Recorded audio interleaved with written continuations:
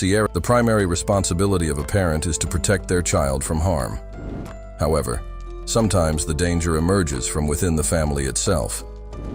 Today, we explore 3 stories where parents fail in their duty to safeguard, leading to their eventual arrest. We begin with Sierra Hibbett, a 24-year-old from Warner Robins, Georgia. In a shocking turn of events, Sierra finds herself in a high-stakes confrontation with the Byron police, with a small child in the back seat of her SUV.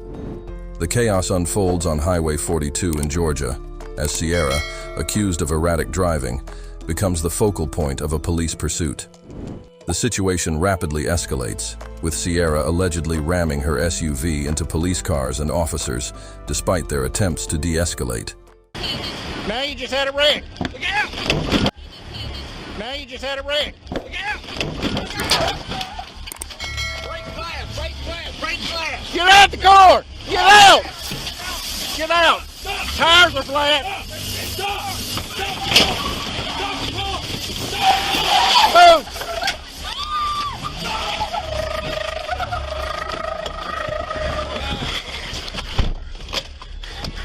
Come on!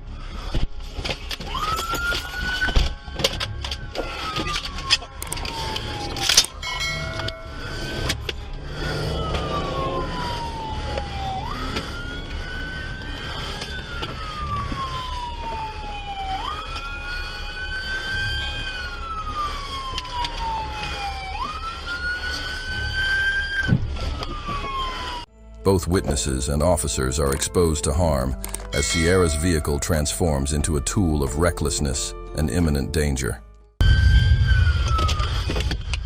Stay here? Yeah.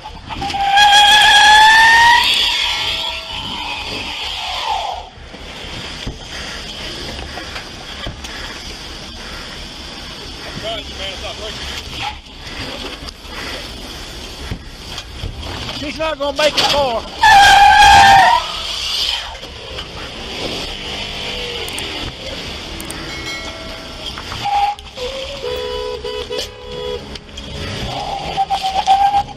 Go.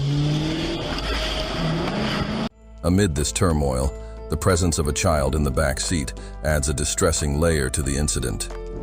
Sierra's actions not only put officers and bystanders at risk, but also jeopardize the well-being of the innocent child in her care. This raises serious questions about the responsibilities of adults towards children, especially in high-risk situations.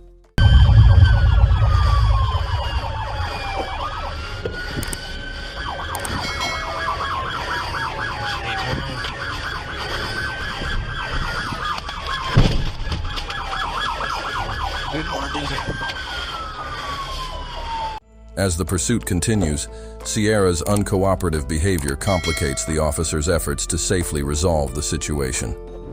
The use of stop sticks by the police is a strategic move to immobilize Sierra's vehicle, a necessary step given her refusal to comply.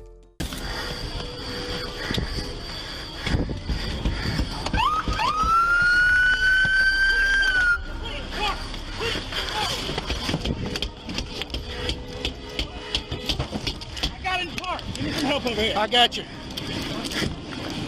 Sir. Ma'am. We got it.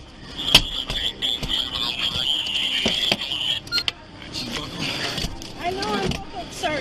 I know I'm buckled, sir. Yeah. Sir. I didn't do anything. I didn't do it, sir. You just tried to kill 10 people. No, I didn't, sir. Alex, switch back to me. No. Sir, stop. Sir! I didn't do it. Stop. You have... No. Why have you done... Stop. Stop. I didn't do it. It won't fit. It won't fit. Get it. Make it fit. Stop. I did not do it. I did not do whatever you guys are talking about. I did not do anything you guys are talking about.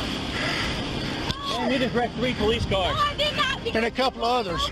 About 3 freaking stop signs ago and started saying that I was driving recklessly and I was not. Well, You could have killed that kid. I didn't do anything. Yes, you did. You almost killed 3 people. How? What did I do? Don't even ask how. How? You killed 3 people right here. Put her in my car. Yeah. Yeah, no, we're good, thank you. Sierra Hibbett faces serious charges, including 6 counts of aggravated assault. As the legal process unfolds, one can't help but reflect on the broader implications of such incidents, especially the unseen impact on the young child caught during this chaos.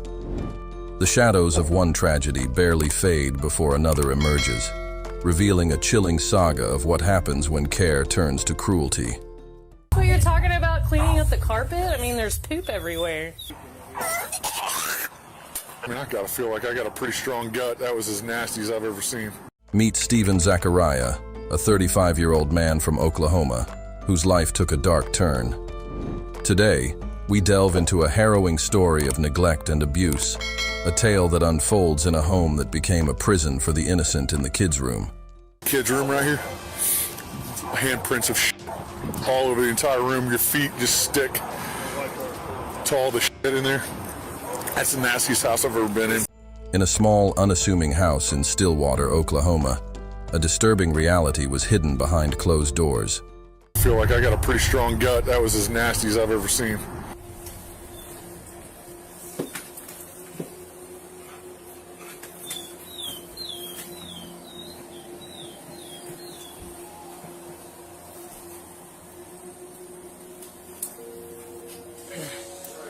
Yeah.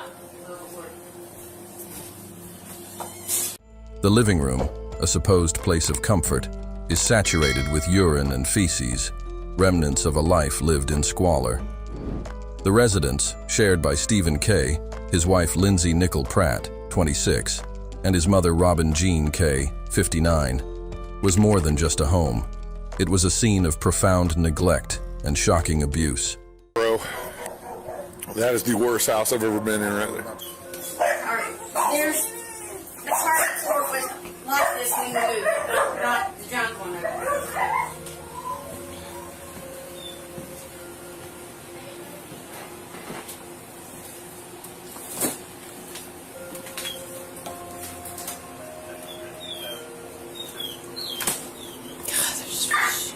But here's the problem. The law is clear. Being a parent, guardian, or another person responsible for the care and supervision of a child, knowingly failing to provide for the child's basic needs, is a violation. Trade you for a sec.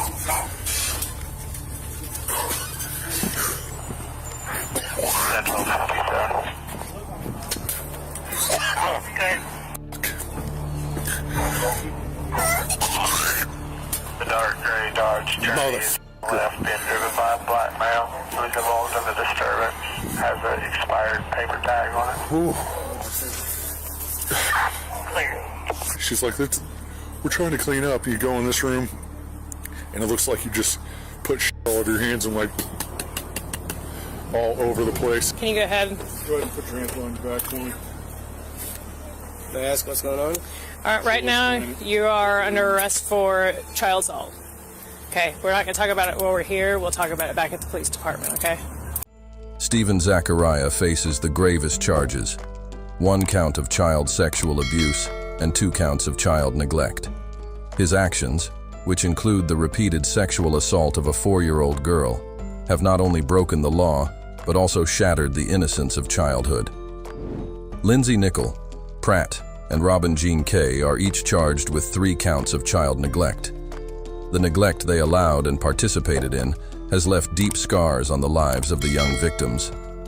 Moving from the chilling details of a household torn apart by neglect, we now explore another disturbing scenario where the safety of children is tragically compromised. You notice the cockroaches on the walls? Yeah. When was the last time you even changed their diapers? As it's sagging there, probably full. Yeah.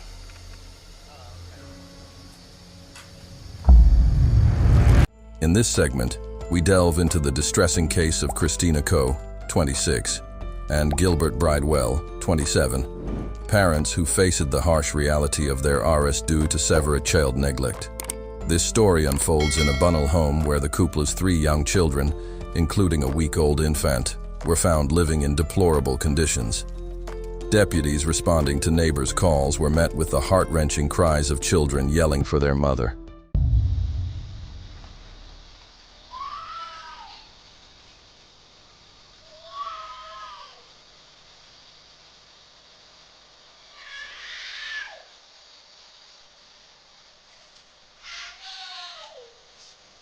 That someone's house crap right there.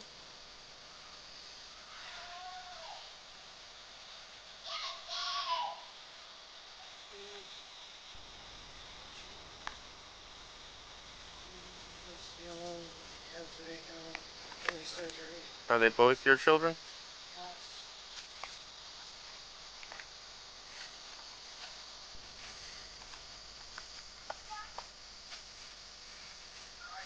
Yeah.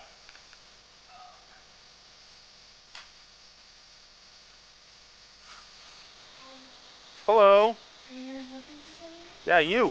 Me? Yeah. Yeah, are you the mother of these children here? Yeah, what's up? They've been screaming and crying. Yeah, they're playing. They have the windows open. That's what they do. They're not playing, ma'am. Right, well, he looks like he needs some juice or something. He's showing me his cup. Yeah, I was just about to go get them. Well, we're getting complaints. They feel like there's children in distress over there. Yeah, they're very loud and they scream a lot. Yeah, it's called a kid. Yeah. They scream a lot and they're very, How old are they? almost 2 and 3. They're very Is anybody supervising them? Yeah, I was just in there. Like, I was just in there getting them stopped. Mm-hmm. But I have my other daughter in here. So there's like 10,000 choking hazards in there that they're locked in that room and nobody's in there supervising them? As they're screaming for the whole neighborhood to call us? Bright in our eyes. And this apparently has not been the first time from all your neighbors calling in, saying that they hear this multiple times throughout the week. Do you have an ID with you? When was the last time you even changed their diapers? As it's sagging there, probably full. They had a ton of juice, and it was probably an hour and a half ago. I changed their diapers. Does this seem to be a safe environment for your children? Yeah, it's completely safe. It's just, they're very, very loud and vocal. And since both of the windows are open, This is a safe environment, huh? we're still cleaning it out. Their uncle and aunt just left and they trashed the place. So, I'm not enthused so far, to be honest with you. neither am I. You notice the cockroaches on the walls? Yeah. Yeah. Yeah. And you can see the... So the screen was in there. Yeah, the screen was in, but you see how they had the holes and stuff where they're putting their fingers through, and I mean, I feel like he could easily push that out if he actually tried. Okay. It took her several minutes, it seemed, well, a good amount of time to answer the door. When she answered the door, she was like groggy and tired. Was the baby with her when she answered the door? No. So she was The infant was asleep in the bed. She seemed tired, groggy, kind of out of it, like she just awoke it. And they were banging on the door that was locked from the other side with an empty juice cup. Mom. With an empty scream. Juice cup. Juice cup? Oh, juice cup. Oh, I was like, what's a tooth? Okay. And screaming, mommy, juice. And just loud screeching. Inside, the conditions were appalling, with trash strewn everywhere, cockroaches crawling near a child's pacifier, and feces on the walls and in the children's beds. You notice the cockroach on the walls? Yeah, the children, dirty and in unchanged diapers, were living in an environment that posed serious health risks. The discovery of an unused, still Packaged bath tube further contradicts her statements about caring for the children. So based on our findings tonight, okay, we do have probable cause to make the arrest on both of you. Right? It's just not fair to what's happening with these kids. All right, so both of y'all are going to be going to jail tonight for child neglect. Okay, DCF has obviously custody of the kids, and they're going to be staying with your sister, cousin. Is that what it is? Hopefully you guys are able to get out tomorrow. You can get back to your baby. Yeah, with what? We have no money. I have no family. I understand, but we have probable cause to make the arrest. Okay? We don't tolerate this. All right, the conditions they're in is unsafe for them in general. Completely unsatisfactory. my wallet and my ID and stuff from my mother. You're gonna probably want your wallet and your ID when you go. Alright, go ahead and put your hand back, please. Put your palms together just like you're praying. Palms together. Palms together, like you're praying. I know you're upset about your kids, but you hitting your head against that glass is not going to do anything. You have 3 little ones that care about you, that are waiting for you. Yeah. So let's just get this over with, okay? We're going to go get you cleared at the hospital. If you don't want to get any treatment or anything, you'll just have to tell them that. I don't want to go to the hospital. Okay, but we have... There, you just tell them that you don't want to see them, and they'll just fill out a piece of paper, and we leave.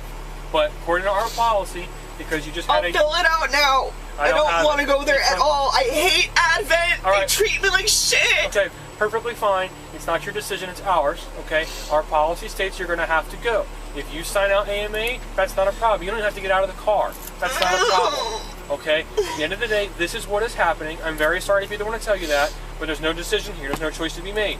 This is what's happening. Please do not hit your head against my partition. All it's going to do is hurt and damage my car, okay? I don't care if it hurts. Do you have any questions, comments, or concerns at this point in time?